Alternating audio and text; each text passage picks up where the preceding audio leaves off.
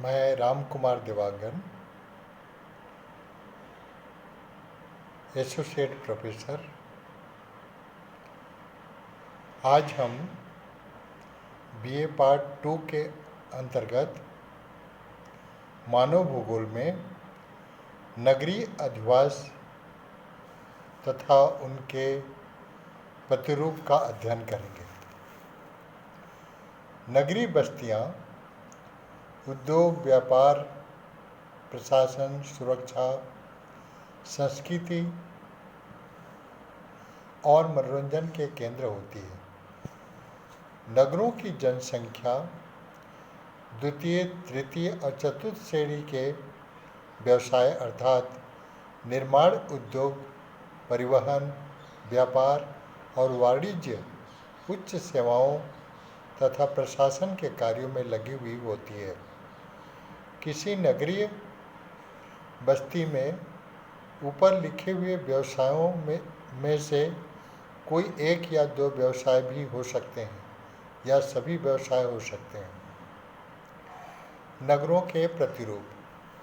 नगरों की बस्ती का विन्यास और प्रतिरूप।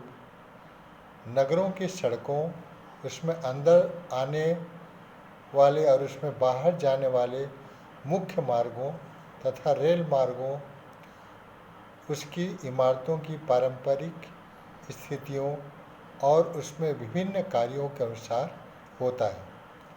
नगरों के विन्यास की दृष्टि से उनके बहुत से प्रतिरूप होते हैं, जिनमें निम्नलिखित प्रमुख हैं।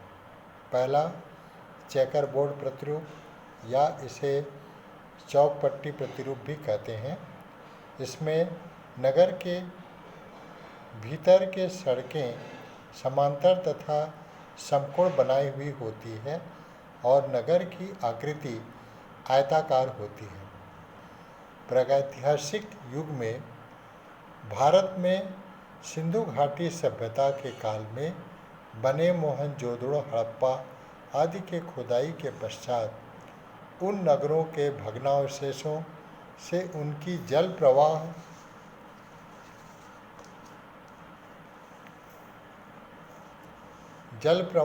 की नालियों से तथा इमारतों के खंडहरों से ऐसा प्रतीत होता है कि पूर्वकालिक भारत के नगरों का चेकरबोर्ड प्रतिरूप होता था। 17वीं शताब्दी तक लंदन नगर का प्रतिरूप भी चेकरबोर्ड था। संयुक्त राज्य अमेरिका में 19वीं शताब्दी में शिकागो आदि बड़े नगरों का प्रतिरूप चेकरबोर्ड था। जापान इस प्रकार के ग्रिड प्रतिरूप बहुत संख्या में मौजूद है। संयुक्त राज्य अमेरिका, सोवियत संघ, कनाडा, ऑस्ट्रेलिया तथा यूरोपियन देशों में इस प्रतिरूप के सैकड़ों नगर हैं, जिनमें मुख्य सड़कें समांतर हैं तथा उनमें गौण सड़कें लंब रूप हैं। दूसरा, वृत्ताकार प्रतिरूप। मध्य युग में यूरोपीय तथा एशियाई देशों में शासन की ढील से अराजकता फैलने लगी थी। तब लुटेरों और आक्रांताओं का भय बना रहता था। उनमें परिणाम स्वरूप नगरों के चारों ओर चार दीवारी बनने लगी थी।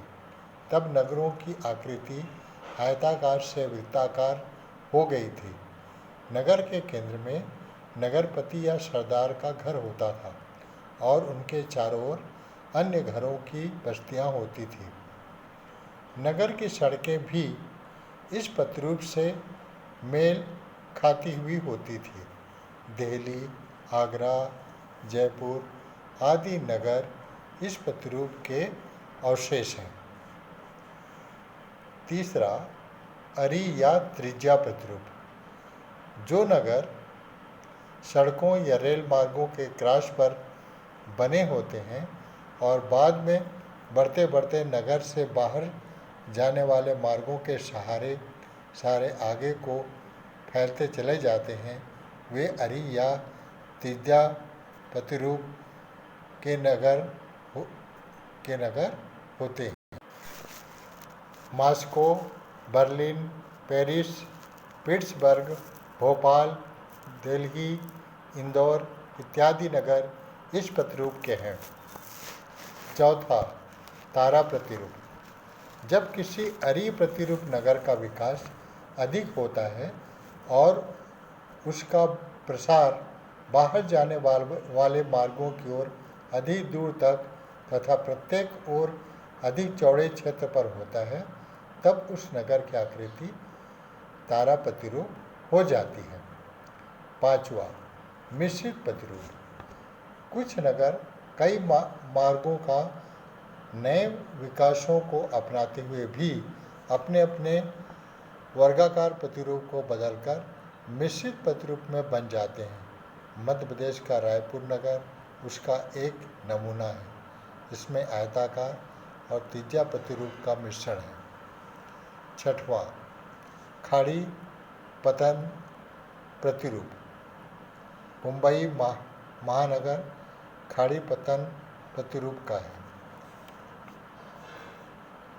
सातवां, रेखीय प्रतिरूप। रेखीय प्रतिरूप के वे नगर हैं जो या तो किसी नगर के किनारे बसे हुए गांव को विकसित रूप है या वे किसी सड़क के किनारे बसते हुए घरों के समूह हैं या उनके बीच में होकर कोई सड़क जाती है जिससे दोनों किनारों की ओर को मकान फैलते चले गए हैं और यातायात की सुविधा को छोड़कर सड़क से दूर जाकर बसना नहीं चाहते।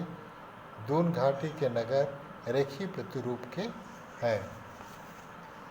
आठवां, तटीय पंखा प्रतिरूप। समुद्र तट के किनारे बसे नगरों का जब अधिक विकास होता है तब उनका प्रसार पृष्ठ प्रदेश की ओर होने के साथ साथ तट के सहारे भी होता है। तट की दिशा भू रचना की दृष्टि से अधिक अनुकूल होती है, उस पर इमारतें बनती चली जाती है। एक और अधिक लंबी दूर तक इमारतें का प्रसार मानो पंखा का दस्ता है और पृष्ठ प्रदेश में फैली बस्ती पंखा के समान होती है। भारत में मद्रास नगर इसका, जिसे अभी चेन्नई कहते हैं, इसका उदाहरण है।